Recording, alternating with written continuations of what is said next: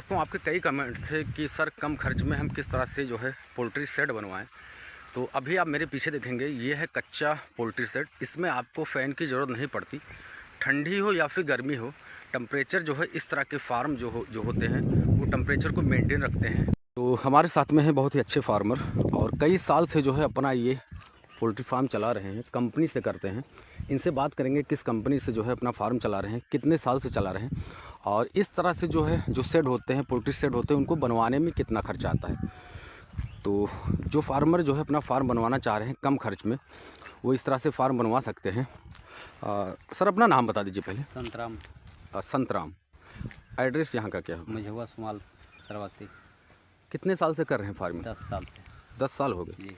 किस कंपनी से कर रहे हैं? सुगना। सुगना फूड से। जी। अच्छा, इससे पहले आप दूसरी कंपनी से कर रहे थे या शुरू से ही सुगना से? आप शुरू से सुगना। शुरू से सुगना से शुरू से जो है सुगना कंपनी से जो है कर रहे हैं। कितने साल हो गए? 10 साल। 10 साल। और इनका जो है ये शेड है, आप देखेंगे 1 2 3 शेड है और तीनों की जो है जो लंबाई है वो है 80 फीट और चौड़ाई जो है वो 26 फीट है। एक फार्म की चौड़ाई जो है 28 फीट है और लंबाई 80 फीट है। तो इसी तरह से 3 फार्म बने हैं और पूरब से पश्चिम दिशा में जो है जो लंबाई है वो पूरब से पश्चिम है। तो जितने भी फार्म होते हैं उनकी लंबाई पूरब से पश्चिम रखी जाती है ताकि जो है सीधी धूप फार्म के अंदर न जाए। संतराम जी ये बताइए, जैसे इस तरह से अगर कोई फार्म बनवाना चाह रहा है तो किस तरह से खर्चा आता है? इसमें पुआल में जो ऊपर पुआल है उसमें कितना खर्चा आ जाता है? ऊपर पुआल जो है उसका 35-25 जैसे बनवाना चाहिए। जितना मोटा 2 इंची मोटा रखा जाता है, कोई 4 इंची मोटा रखा जाता है, वो तो आपके बजट के ऊपर है जी। जैसे ज़्यादा मोटा रखा जाएगा तो ज़्यादा दिन चलेगा, जैसे कम रखा जाएगा तो कम दिन चलेगा। जैसे कम 2 इंची में बंधाई होगा तो वो हवा बयार में भी उड़ेगा, बारिश होगा तो उसको सर जाएगा धीरे धीरे। अगर ज़्यादा इंची मोटाई रहेगा तो धीरे धीरे ज़्यादा मजबूती रहेगी। अभी इसकी मोटाई क्या है जो आपका फार्म है? हमारा फार्म ये 3 इंची मोटाई था। 3 इंची। 3 इंची मोटाई है। जो पुआल है हाँ, उसकी मोटाई 3 इंची है। और इसमें जो बांस की लकड़ियाँ हैं वो कहाँ से आप लाए या फिर इसमें कितना लगा? बांस की लकड़ी लाए थे, कोठी लिए थे हम। अच्छा, पूरा कोठी खरीदना पड़ता है? कोठी। एक फार्म में कितने बांस लग जाते हैं? अब एक फार्म में लगभग 150 बांस लगेगा। 150 बांस। हाँ। और एक बांस की कीमत क्या होती है? 250 रुपये से कम नहीं है, लगभग 250 रुपये में मिलता है। तो आपने देखा दोस्तों, मोटाई को लेकर आपको बता दें ठीक से, ताकि आप यहाँ पे देखेंगे मोटाई होती है जो है, ये आप देख रहे हैं इसकी मोटाई जो है वो 3 इंची है। और इससे मोटा आप 4 इंची भी कर सकते हैं या फिर 2.5 इंची भी कर सकते हैं। और इसके नीचे जो है इसको जब ये इसकी छवाई कराते हैं तो इसके नीचे जो है पल्ली लगाया जाता है ताकि अगर कहीं पर भी कोई दिक्कत हो तो पानी जो है फार्म के अंदर न जाए। कुछ लोग क्या करते हैं, इसके बीच में जो है पल्ली, पुआल के बीच में पल्ली जो है पूरे फार्म में बिछा देते हैं। नीचे पुआल होता है, बीच में पल्ली होती है, फिर उसके बाद ऊपर से पुआल बिछा के जो है अपना फार्म बनाते हैं। कुछ लोग क्या करते हैं कि फार्म के नीचे ही जो है, जैसे इस फार्म में आप देख रहे हैं, इसमें जो है नीचे पल्ली जो है बिछा दी जाती है ताकि बरसात के मौसम में कोई दिक्कत ना हो। और उसमें जो है यूकेलिप्टिस जो होता है उसकी भी लकड़ियाँ लगती है, उसमें कितना खर्चा आ जाता है? अब उसमें महंगाई भी है ज़्यादा, लेकिन अब जैसे महंगाई उसका 700-800 रुपये कुंटल है, लेकिन अब एक बिरवा कम से कम 5000 से तो कम नहीं लगेगा जी। और 4 थमड़ा तो लगेगा, उसमें बड़ेर भी लगेगा, उसके नीचे एक थमड़ा निकल जाएगा, उसमें बड़ेर ऊपर हो जाएगा।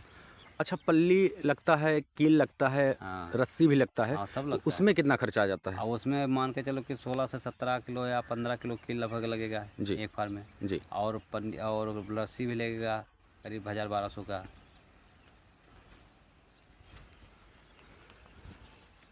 तो इस तरह से अगर आप फार्म बनाते हैं दोस्तों तो केवल फार्म का जो है वो खर्चा आता है 80 से 85 हज़ार रुपये टोटल लकड़ियाँ मिला के, चाहे वो बांस की लकड़ियाँ हों या फिर पुआल हो या पल्ली हो।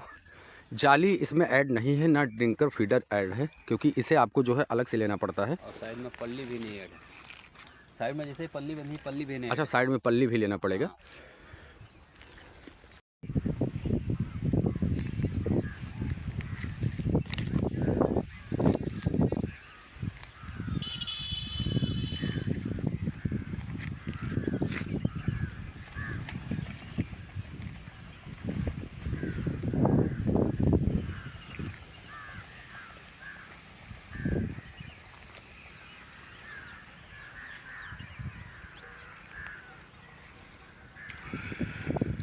तो अभी आ चुका हूँ फार्म के अंदर।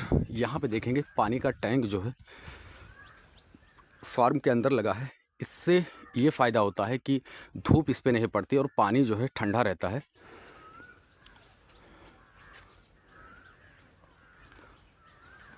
और ऊपर देखेंगे अभी जिस तरह से हम बात कर रहे थे, इसमें जो है 150 बांस की लकड़ियाँ लगी हैं। साइड में देखेंगे जो सपोर्ट दिया गया है, आप देखेंगे 6 फीट पे 5.5 फीट पे वो बांस की लकड़ियों का है। ये आप देखेंगे ये पके हुए बांस होते हैं दोस्तों। अगर कच्चे बांस का इस्तेमाल आप इसमें करते हैं तो क्या होता है कि सड़ जाता है कुछ इस तरह से। ये आप देखेंगे कुछ बांस ऐसे भी हो जाते हैं जो कि सड़ जाते हैं, सड़ने लगते हैं। तो इनको क्या किया जाता है, चेंज निकाल के जो है बदल दिया जाता है। और बल्ली आप देखेंगे बीच में जो है जो मेन सपोर्ट है जो पूरे फार्म को रोकता है, वहाँ पे जो है इस तरह से बल्ली का पिलर दिया जाता है। ये आप देखेंगे मोटी बल्ली होती है जिससे फार्म काफ़ी मजबूत रहे। ऊपर देखेंगे ऊपर जो है यूकेलिप्टिस की बल्ली है, उसका ही इस्तेमाल किया जाता है कुछ इस तरह से।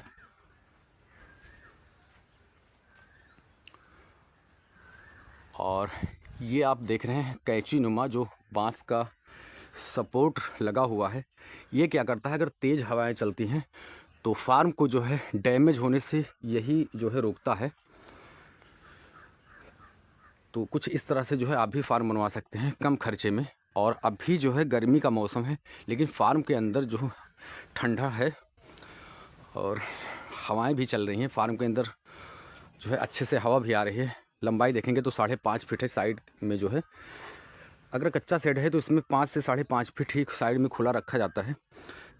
अगर इससे ज़्यादा रखते हैं तो तेज़ हवाएं जब चलती हैं तो फार्म जो है हिलता है या फिर डैमेज होने का डर रहता है।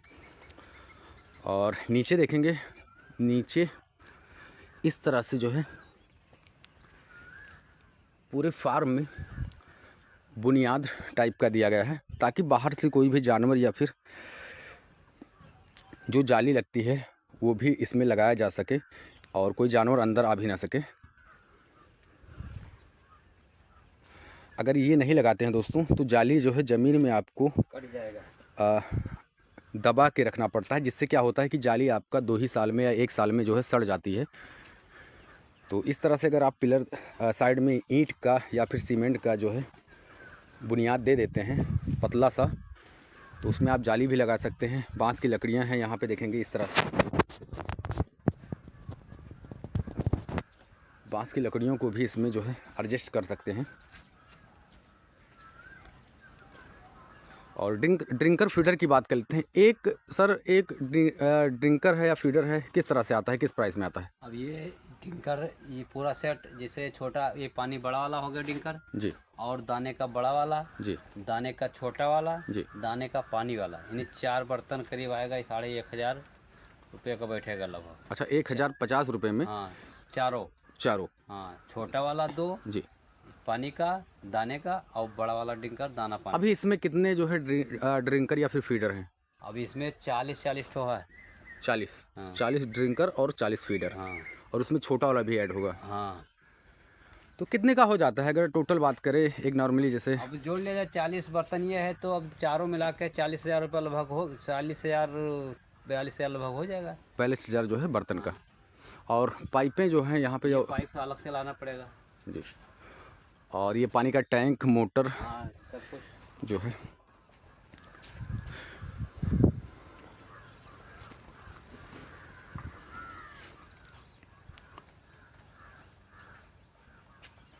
पल्ली अभी बाहर मैं बता रहा था आपको, पल्ली जो है यहाँ देखेंगे नीचे ही लगा हुआ है। और बांस की जो लकड़ियाँ हैं ऊपर वो नज़दीक लगाई गई हैं। नज़दीक लगाते हैं तो फार्म मजबूत रहता है। कुछ फार्मर क्या करते हैं कि इसे जो है 3 फीट की दूरी पे लगा देते हैं, 3 फीट या फिर 4 फीट पे, तो उतनी मजबूती नहीं हो पाती। और जब भी फार्म बनाएं तो अगर 5 से 10,000 रुपये ज़्यादा लग रहे हैं तो उसमें आप इन्वेस्ट करें ताकि फार्म आपका मजबूत रहे। कुछ लोग ऐसे भी होते हैं कि जो है कुछ पैसे बचाने के चक्कर में जो है फार्म ऐसे ही बना लेते हैं, बाद में बहुत जल्दी जब सेट ख़राब हो जाता है तो जो इसमें इन्वेस्ट होता है वो फार्मरों का ही होता है और उनका नुकसान भी होता है। तो अक्सर आपको मिलवाता रहता हूँ नए नए फार्मरों से। और नई नई चीज़ें दिखाता रहता हूँ।